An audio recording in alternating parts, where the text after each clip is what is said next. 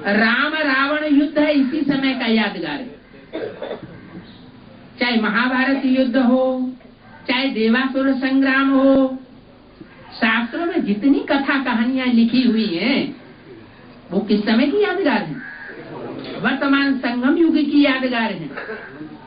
तो संगम युग में ही ब्राह्मणों की दुनिया के बीच जो सच्चे ब्राह्मण हैं, ब्रह्मा की औलाद, उनमें ही दो प्रकार के ब्राह्मण हैं। एक रावण कुंभकर्ण मेघनाथ जैसे ब्राह्मण, और दूसरे गुरु वशिष्ठ विश्वामित्र जैसे श्रेष्ठ ब्राह्मण, पुरुषार्थी ब्राह्मण, जिनकी संख्या बहुत थोड़ी होती है। और दुष्ट ब्राह्मण रावण संप्रदाय की संख्या बहुत जास्ती होती है। तो ब्राह्मणों की दुनिया में स्थापना और विनाश की बात है। राम राज्य की स्थापना और रावण राज्य का विनाश होने की बात है। बाहर की दुनिया की बात थोड़ी है।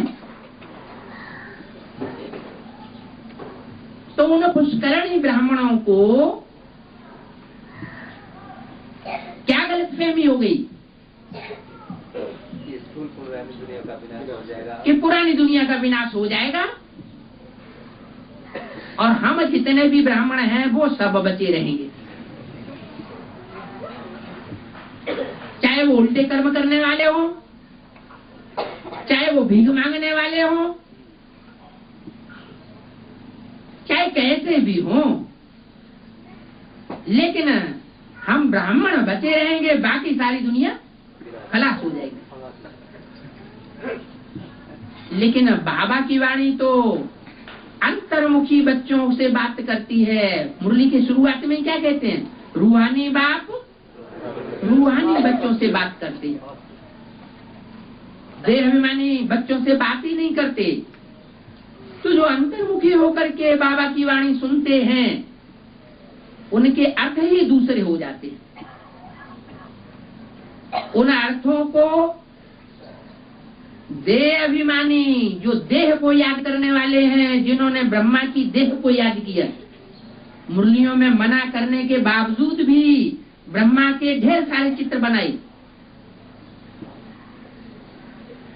और बुद्धि को देह में रमण करने वाला बनाई दिया। तो ब्रह्मा के जीवित रहने तक जो भी बच्चों ने ब्रह्मा से पालना ली, उनकी बुद्धि कैसी हो गई? बहिर्मुखी हुई या अंतर्मुखी हुई? उन्होंने ब्रह्मा की बाहर की देह को, आवाज देने वाले डब्बे को पहचाना। किसको नहीं पहचाना? जो सुप्रीम सोल शिव उसमें कार्य कर रहा था, प्यार देने का पार्ट बजाय रहा था, उसको नहीं पहचाना। और ब्रह्मा बाबा के शरीर छोड़ने के बाद 69 में शरीर छोड़ने के बाद जो बच्चे ज्ञान में आए, उन्होंने बाबा की पालना ही नहीं ली। साकार में देखा ही नहीं। तो उनको क्या याद आएगा? साकार याद आएगा या ज्योति बिंदु शिव याद आएगा? उनको शिव याद आता है, ऑटोमेटिक ऐसा हो जाता है।